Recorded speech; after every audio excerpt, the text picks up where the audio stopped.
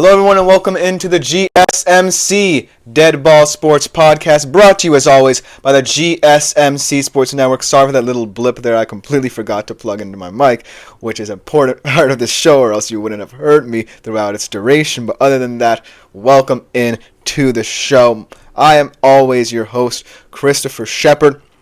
Thank you all for tuning in to our Thursday edition of the show. And on this Thursday edition, we're going to be getting into more sports outside of the realm of football. Obviously, a big college football playoff semifinal game tonight between Notre Dame and Penn State, two premier college football institutions. But we're also going to be mixing in a little bit of MLB. We're going to be talking about MLB free agency, some big winners in that regard. We're going to be looking at one of the best talents left in the hot stove MLB sweepstakes in Roki Sasaki, the generational Japanese ace that a lot of teams are clamoring over. And then I'm going to be giving you some hypothetical reasons as to why two of the AFC's elite teams, in both the Kansas City Chiefs looking for their third straight Super Bowl and the Buffalo Bills looking for their franchise first ever Super Bowl after their many losses in the 90s, can win the Super Bowl this particular season. It should be an exciting, exhilarating episode to kind of end your Thursday afternoon. But before we get into any of that, I do want to remind you, as always, if you want more content such as this, consider liking, following, and subscribing to both the show and the network. Great way, as always, to get up to date in terms of all the content we post on here. But if you want to contribute and interact with our shows a little bit more directly, you can do one of two things. You can either go to our website, gsmcpodcast.net, as you will see on the ticker on my screen. Leave a tip or donation there, or a question, comment, or concern as well. Or you can do it through our Super Chat, Super Thanks, and Super Stickers features here on YouTube while you're watching. Great way to contribute and interact as always. I love hearing your opinions. Let me know what you guys want to see on this show from now on. It's not just all about football now. This is the Dead Ball Sports Podcast. We're going to be talking every single sport on this show, and I want your input during all of it. But without further ado, let's jump right into our first segment, starting off the day talking some MLB. Let's talk some baseball, particularly some hot stove rumors and the big winners thus far amongst these teams. Now, a lot of the time, some people might say that smaller market teams can find more value in certain players over big market teams. That has not been the case this year.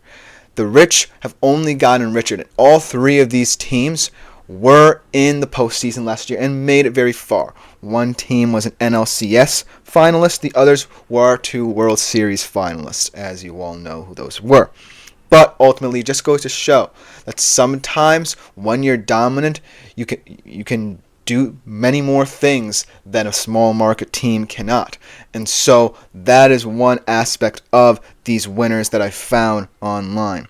They all are looking to be dominant for the next half decade or so, and they've only gotten better at this juncture in their free agency cycle over these past couple of months through these important re-signings and additions as well. So without further ado, let's jump right into the winners of the free agency cycle thus far in MLB. Starting off with our World Series champion, a team that will continue to steamroll through the MLB for many years to come. They're just so well built, a lot of depth, a lot of talent at each and every position, and they only, like I said, got richer in that regard. Most importantly for this team, before we get into all of their additions that really bolstered the depth of their overall squad, let's talk about some re-signings here, because it's always important as a World Series champion to retain most of the core that helped you at that point in the first place,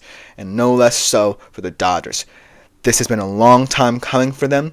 This is their first quote-unquote real championship that they've won after also many years winning those NL West titles, winning large amounts of games. This is the first time they really won a real championship, and they wanted to retain and maintain that status quo with the locker room and through believing in the players that got them there in the first place.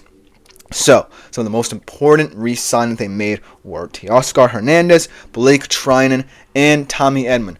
All important cogs in the Dodgers machine in the postseason. Hernandez, incredible defensive abilities in the infield, incredible both in terms of hitting for power and average. Then you look at Blake Trinan, perhaps their best closer on this team. Someone who in high leverage situations was able to come in for them and ultimately close out games. And Tommy Edman, remarkable runs the postseason, a true foundational piece of that Dodgers World Series winning squad. NLCS MVP, really helped them both defensively. When they needed that spark offensively, he rose to the occasion as well. And ultimately, that core three remains with the team and ultimately just makes it that much more deep. That's not all. The additions that they made as well also go to show their talent in terms of acquiring depth. They added Conforto, an interesting piece in the outfield, can move a lot of players around in that regard. They have a very deep outfield core. A lot of players can go from the infield to the outfield here. You can have guys like Mookie Betts, Teoscar Hernandez playing both in and outfield.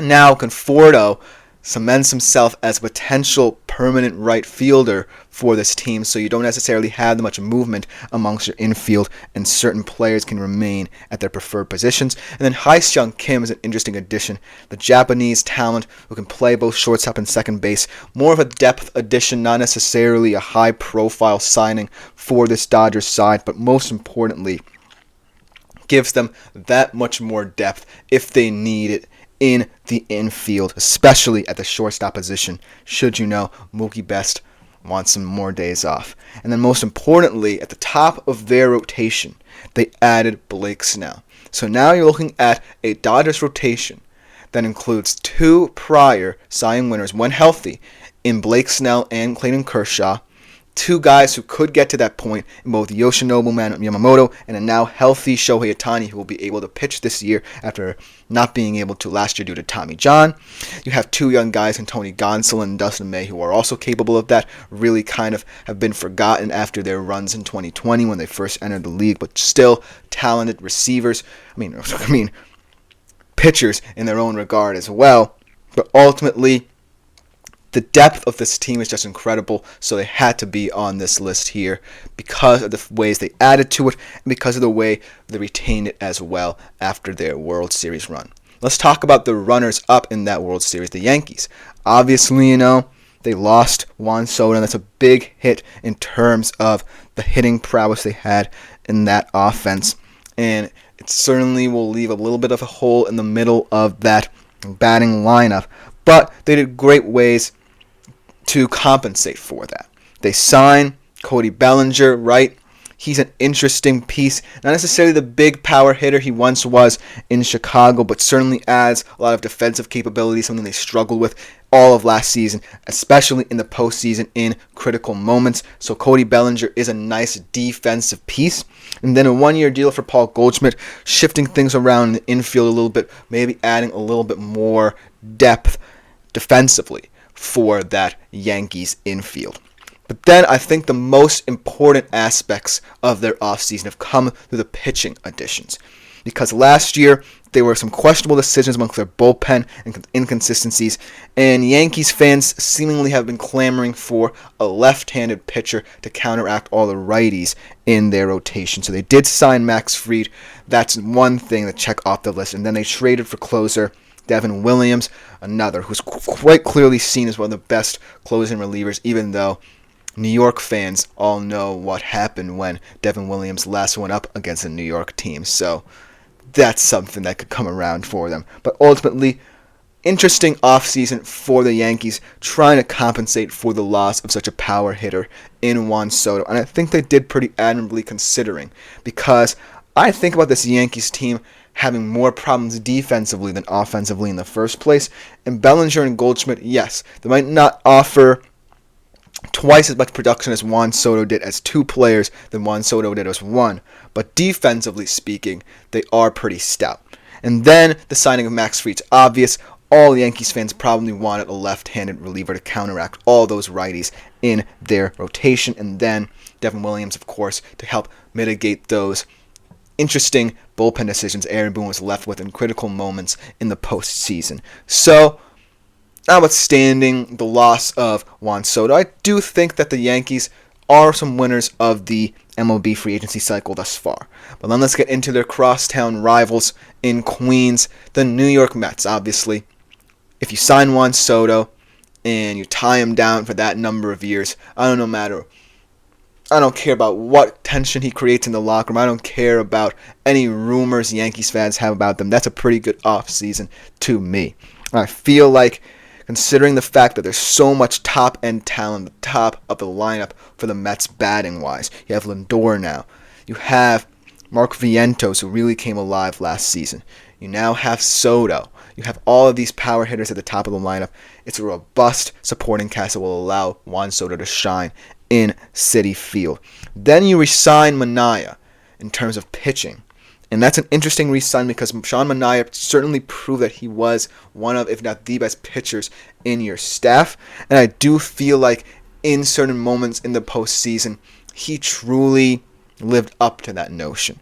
And I feel like, yes, in the Dodgers, he kind of came crumbling back to earth a little bit, but still, I feel like Sean Manaea is someone who can carry the load for the New York Mets pitching rotation. And then you sign Frankie Montas as well, keeping up that good rapport with the A's for some reason and their pitching staff. So you have a pretty solid pitching staff. It's not going to carry you at any certain point of the season, but it's still one of the better ones in all of the MLB.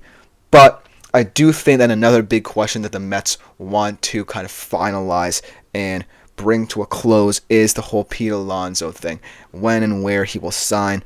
If he does leave, how that truly alters this team batting-wise. And ultimately, if he stays, how potent this offensive lineup is going to look on the field. And so that's another question that we can leave for another day. But let me know what you think about all of these free agency winners in the comments below. We're going to continue talking about what Roki Sasaki could mean for several of these teams later on this show. But coming up next, we're going to be previewing tonight's first CFP semifinal match between two premier college football institutions in Notre Dame and Penn State. So it should be a good one, and you don't want to miss it. I feel like I'm losing my mind. Is everybody in the world blind? Please, Lord, give me a sign.